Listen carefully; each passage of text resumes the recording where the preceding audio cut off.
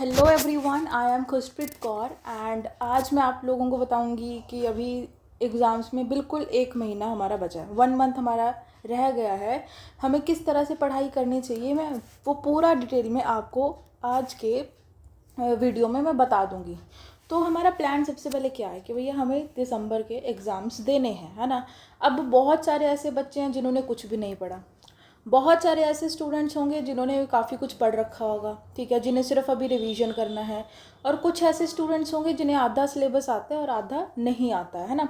तो हम लोग यहाँ पे 3 तरह के स्टूडेंट्स हैं। पहले वो जिन्हें कुछ भी नहीं आता, दूसरे वो जिन्हें सब कुछ आता है और जिन्हें सिर्फ रिवीजन करना है। तो उन वाले स्टूडेंट्स को तो यहाँ से निकाल दो कि जिन स्टूडेंट्स को सब कुछ आता है। और मैं उनके लिए एक बात कहना चाहूँगी कि अगर आप लोगों को ऐसा लगता है कि आपको सब कुछ आता है तो आपको अपने PYQs को प्रैक्टिस करना है, ठीक है। अब जिन स्टूडेंट्स को आता नहीं है बिल्कुल भी या थोड़ा बहुत आता है, तो अब वो किस तरह से प्रिपरेशन करें इस 1 मंथ में, नवंबर में, कि ताकि उनके बहुत अच्छे मार्क्स आ सकें हमारे LLB के एग्ज़ाम में, ठीक है। तो सबसे पहले पढ़ते हैं अब हम लोग। देखो जी, फाइनल एग्ज़ाम्स आर नियर। भैया फाइनल एग्ज़ाम्स हमारे बिल्कुल पास आ गए हैं, अब हम क्या करें।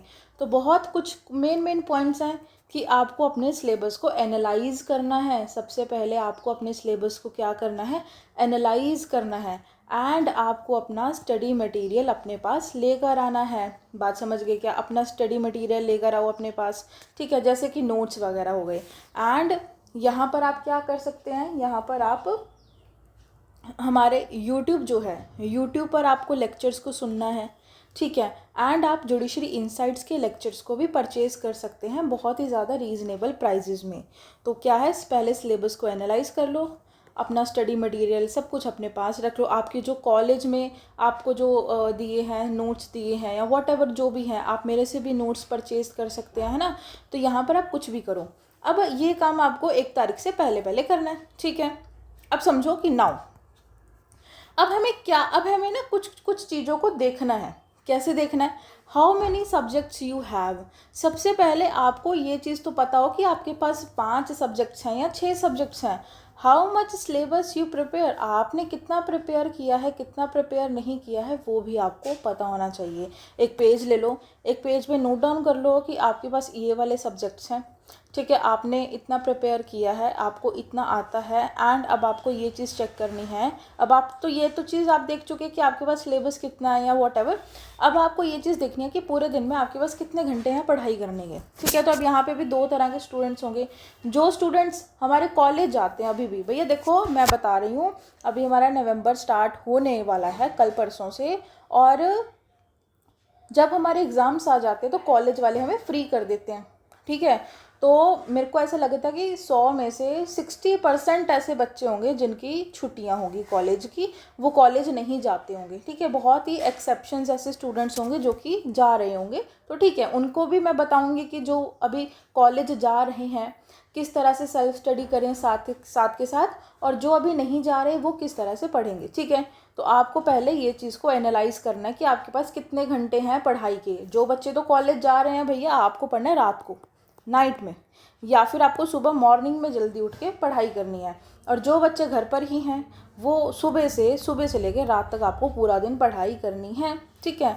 How much you need to study, अब आपको ये चीज़ को एनालाइज करना पड़ेगा कि आपको कितनी ज़रूरत है पढ़ने की, है ना। मतलब आपको अच्छे मार्क्स तो भाई लेके आने हैं, पास तो हर कोई हो जाएगा, ठीक है। अब वही स्टूडेंट वही बात है कि जो स्टूडेंट्स ने बिल्कुल भी नहीं पढ़ा उनको तो ऐसे लग रहा है कि बस पास ही हो जाए उस वही बहुत है ना। लेकिन ऐसा नहीं होता है। How much you need to study daily, आपको कितने घंटे की पढ़ाई करनी पड़ेगी। एटलीस्ट हर इंसान को 6 to 8 आवर्स की स्टडी तो देनी पड़ेगी, तब जाकर आप सारी चीज़ों को याद कर पाएंगे, सारी चीज़ों को रिवाइज कर पाएंगे। एंड वही बात कि आप कॉलेज अभी जा रहे हैं कि नहीं जा रहे हैं, तो ये सारी चीज़ें आपको पहले एनालाइज करनी है, अपनी नोटबुक पे अपने एक पेज पे लिखनी है, उसके बाद पढ़ो। अब हम क्या करेंगे, अब how many hours you have, कितने घंटे आपके पास, वो लिख लिया आपने।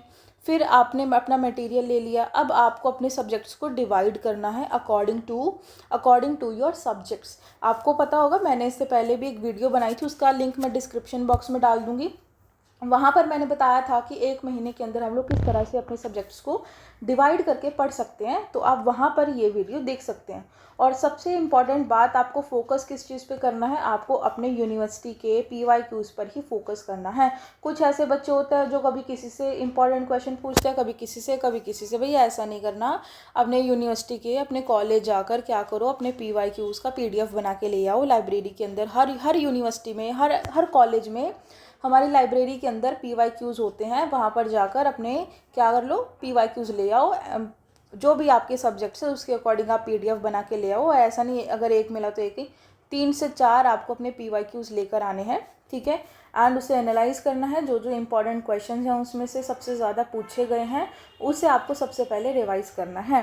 एंड फिर आपको फोकस किस चीज़ पे करना भैया, बच्चे लेके बैठेंगे कॉपी पेन, लिखने लगेंगे, ऐसा नहीं होता है भैया। अब आ गए एग्ज़ाम, 1 महीना रह गया है, तो इस महीने में आप लिखोगे नहीं, आपको सिर्फ याद करना है।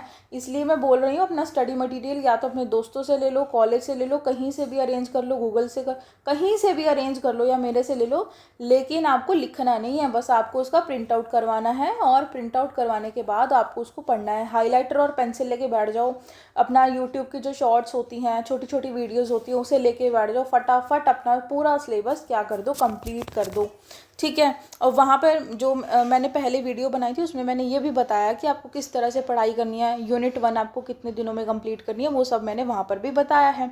एंड इसके साथ ही अगर आप लोग मेरे हैंड रिटन या टाइप्ड नोट्स या फिर लाइव क्लासेस, रिकॉर्डेड लेक्चर्स, आप कुछ भी अगर आप परचेज़ करना चाहते हैं तो आप मेरे को इस नंबर पे कांटेक्ट कर सकते हैं। एंड नाउ अब आपको क्या करना है, काफ़ी सारे स्टूडेंट्स क्या करते हैं, जो उन्हें ईजी लगता है वो सबसे पहले वो पढ़ने बैठते हैं। तो ऐसा नहीं करना, जो चीज़ आपको सबसे मुश्किल लग रही है, जो सब्जेक्ट आपको सबसे मुश्किल लग रहा है, ठीक है, वो आपको सबसे पहले लेके बैठना है और सबसे पहले आपको उसे कंप्लीट करना है। या जो डिफ़िकल्ट लग रहा है या जो लेंथ ही आपको उसे क्या करना है, सबसे पहले रिवाइज करना है, पढ़ना है। Now I am sharing a plan according to me. अब देखो भैया, मैं आपको एक प्लान शेयर कर रही हूँ, ठीक है, कि आपको इस तरह से पढ़ाई करनी है। लेकिन ये ऐसे नहीं कहा कि आपको इसी को फॉलो करना है, आप अपने अकॉर्डिंग इसे चेंज कर सकते हैं, आगे पीछे कर सकते हैं, लेकिन आपको इस तरह से स्लॉट्स में ही पढ़ाई करनी है। अब जो तो बच्चे कॉलेज नहीं जा रहे हैं, मैं उनके लिए ये बात कर रही हूँ। जो बच्चे कॉलेज नहीं जा रहे हैं एंड जो सुबह जल्दी उठते हैं, भाई देखो मैं अपनी बात बताऊँ तो मैं सुबह जल्दी नहीं उठ पाती, मैं रात को देर तक पढ़ाई करती हूँ, मैं सुबह नहीं उठ पाती हूँ। तो जो बच्चे सुबह उठ पाते हैं वो इस तरह से फॉलो करेंगे। आपको क्या करना है, 5:30 बजे पढ़ने बैठ जाना, उससे 15-20 मिनट पहले उठ जाना, या अपने अकॉर्डिंग आप आधा घंटा 1 घंटा ऊपर नीचे कर सकते हैं। आप यहाँ पे 6 भी कर सकते हैं, कोई दिक्कत वाली बात नहीं है, क्योंकि हमारे 10वीं 12वीं के बोर्ड एग्जाम्स तो चल नहीं रहे हैं, है ना। लेकिन हमारे LLB के एग्ज़ाम है वो भी बहुत ज़रूरी है, क्योंकि घर वालों ने फ़ीस पे करी है, ठीक है, इतने पैसे हमने खर्च किए हैं, सब कुछ किया है, तो पढ़ाई तो करनी पड़ेगी ना। तो अब आपको 1 महीने बहुत सीरियस होकर पढ़ाई करनी है। अगर अब भी आपने पढ़ाई नहीं करी, इट मीन्स कि आपका इंटरेस्ट ही नहीं है LLB करने में, ठीक है। तो मैं तो ऐसे ही मान लूँगी भैया कि अगर आपने अच्छे से पढ़ाई नहीं करी मतलब आपका इंटरेस्ट ही नहीं है, ठीक है। अब ये जो टाइम टेबल है आप इसे ऊपर नीचे कर सकते हैं, लेकिन मैं बता देती हूँ 5:30 बजे, अगर जो बच्चे सुबह उठ भी रहे हैं ना, उसे 5:30 बजे से लेके 8 बजे तक, ठीक है, एक स्लॉट लगाना है पढ़ाई करना। बीच में आप 10 मिनट का 5 मिनट का ब्रेक ले सकते हैं, लेकिन आपको पढ़ना है, ठीक है। उसके बाद आपको खाना खाना है, सब कुछ 8 9 10 11 बजे से 1 बजे तक पढ़ने बैठ जाओ, या 10:30, या तो 10:30 सुबह 10:30 बजे से 1 बजे तक आप पढ़ने बैठ जाओ, आपका सेकंड स्लॉट हो जाएगा।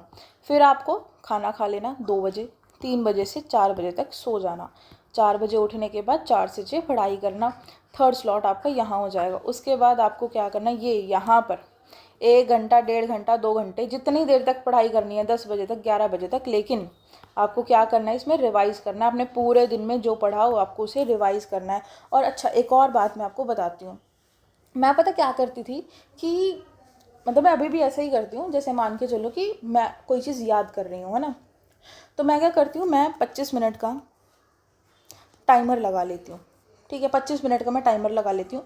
और उसमें मैं डिसाइड कर लेती हूँ कि इस 25 मिनट में मैं ये चीज़ याद करूँगी, ये पर्टिकुलर ये वाले टॉपिक्स या इतने पेजेस में याद करूँगी।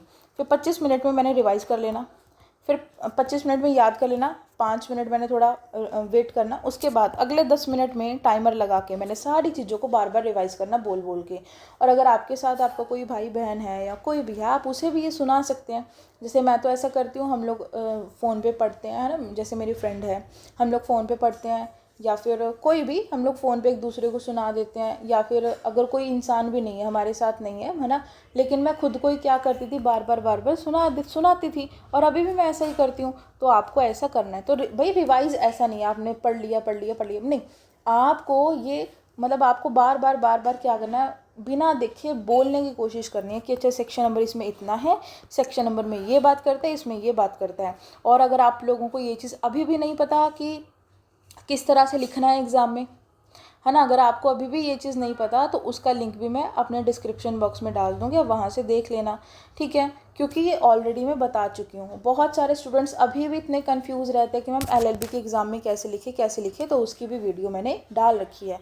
अब ये है जो रात को भैया देर तक सोते हैं, तो आपको काफ़ी बच्चे ऐसे जो 10 बजे उठते हैं, सुबह 9 बजे उठते हैं, तो हद से हद 11 बजे तक भैया उठ जाना, खाना वगैरह खा के 11 बजे पढ़ने बैठ जाना। 11 बजे से 2 बजे तक फर्स्ट स्लॉट आपका हो जाएगा। फिर 4 से 6, अब क्या है, ये 3 से 4 के बीच में आप कुछ भी कर सकते हैं, ठीक है। फिर क्या है, 7 बजे से 8:30 बजे तक तीसरा स्लॉट, छोटा सा है तो मतलब रिवाइज़ कर लेना इसमें। और फिर रात को आपको एक अच्छा खासा सब्जेक्ट उठा के पढ़ाई करनी है, अच्छा खासा टॉपिक लेना है, बहुत अच्छे मतलब जो भारी भारी सब्जेक्ट्स हैं ना, वो आपको यहाँ पे रात के समय पे पढ़ने हैं। क्योंकि मैं ये मान के चल रही हूँ, जैसे मैं रात को पढ़ती हूँ तो मुझे रात को नींद नहीं आती है ना। अब जिस बच्चे को रात को नींद आती है वो ऐसा काम मत करना, ठीक है। कहीं क्या करते हैं, ट्राई करते हैं कि अच्छा चलो आज तो मैं रात देर तक पढ़ाई करूँगा। कई बच्चे क्या करते हैं, आज तो 3 बजे तक रात को पढ़ाई कर लेंगे, लेकिन अगले दिन वो सो रहे होंगे, सुबह उठेंगे नहीं, अगले दिन का पूरा दिन खराब, फिर बंदा डीमोटिवेट हो जाता है, अरे मैंने तो कुछ किया ही नहीं।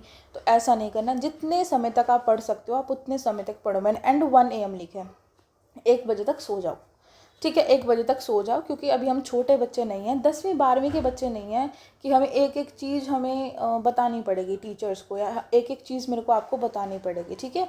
ये अपनी कॉमन सेंस, हम सब बड़े हो गए हैं अब, है ना। ये तो मतलब पहले था कि जब मैं 10th 12th में थी तब हम लोग वीडियोस देखते थे मोटिवेशनल वाली, ये सारी चीज़ें, लेकिन अब ऐसा नहीं है। अब आपको समझ है, हम सबको समझ है, तो आप अपने अकॉर्डिंग इसे टाइम टेबल को सही कर सकते हैं, ठीक है, आपको जैसे सही लगे। लेकिन याद रखना, आपको 2 से 3 घंटे डेली आपको रिवीजन के देने हैं जो भी आपने पढ़ाई करी है। अदरवाइज़ पढ़ने का, लेक्चर सुनने का, रिवाइज़ करने का, नोट्स को पढ़ने का कोई फ़ायदा नहीं है। तो revision is a very important, ठीक है। अगर आप कॉलेज जा रहे हैं, अब ये तो वो उनके लिए बताया था जो कॉलेज नहीं जा रहे, लेकिन जो कॉलेज अभी भी बच्चे जा रहे हैं उनको मैं कहना चाहूँगी कि आप देर रात तक पढ़ें, ठीक है, दिन में, क्योंकि आप भाई कॉलेज जाएंगे, रात को आप 1 बजे तक पढ़ें, उसके बाद आप सो जाएं, क्योंकि सुबह आपको कॉलेज भी जाना है। और मैं ये मान के चल रही हूँ कि जो बच्चे अभी कॉलेज जा रहे हैं तो उनके एग्ज़ाम्स 15 दिसंबर के आसपास होंगे, है ना। तो आपका जो भैया 10-15 दिन आपके आगे बढ़ जाएंगे, तो आप उसके अकॉर्डिंग देख लीजिएगा, ठीक है। अब आपको क्या करना है, be hard working, be positive and be consistent, ठीक है। मतलब हमेशा पॉजिटिव रहो, हमेशा हार्ड वर्किंग, ठीक है। ये जो ये लोग बोलते हैं कि स्मार्ट वर्क ज़रूरी है, नहीं भाई, आप मेहनत करो, आप बहुत अच्छे से पढ़ाई करो, एंड आगे जाके आपको उसका फल ज़रूर मिलेगा। एट द एंड आपको उसका, आपने जो भी हार्ड वर्क किया है, जो भी मेहनत की है, वो सब आपको भगवान सब देता है। लेकिन आपको क्या करना है, पॉजिटिव रहना है। अगर आज आप इसे फॉलो नहीं कर पा रहे हैं, कोई बात नहीं। अगर आज आपने 2 घंटे पढ़ाई करी है, फिर इस चीज़ का शुक्र मनाओ कि आज आपने 2 घंटे पढ़ाई करी है, कुछ ना से सही आपने कुछ तो किया है। कल आप कोशिश करो कि आप 3 घंटे की पढ़ाई करो, परसों आप कोशिश करो कि आप 4 घंटे की पढ़ाई करो। धीरे धीरे देखो, एक दिन में तो कुछ भी नहीं होगा। धीरे धीरे आपको क्या करना है, अगर आप मतलब आपने पहले कभी ऐसा टाइम टेबल फॉलो नहीं किया तो कोई बात नहीं है, लेकिन आप आज से कोशिश करो, ठीक है। अब कुछ बच्चे बोलेंगे कि मैम ये तो छोटे बच्चों वाली बात हो गई, या व्हाटएवर, आपको जैसे समझना आप समझो। लेकिन जो सीरियसली बच्चे हैं, जो लाइफ में कुछ करना चाहते हैं, कुछ पढ़ना चाहते हैं, तो देखो, मैं भी पहले नहीं पढ़ती थी, है ना। जो अगर मैं अपनी 10वीं 12वीं की बात बताऊं तो मेरे इतने अच्छे नंबर नहीं आए 10th एंड 12th में। लेकिन मुझे पता है कि वहाँ से मैंने ये चीज़ सीखना स्टार्ट किया कि हमें किस तरह से पढ़ना चाहिए। वहाँ से पढ़ते पढ़ते पढ़ते पढ़ते मतलब आज मैं यहाँ हूँ कि मैं आप लोगों को बता रही हूँ। और अगर किसी को नहीं पता मैं बता दूँ, मैं पिछले 6 सालों से मैं पढ़ा रही हूँ, ठीक है।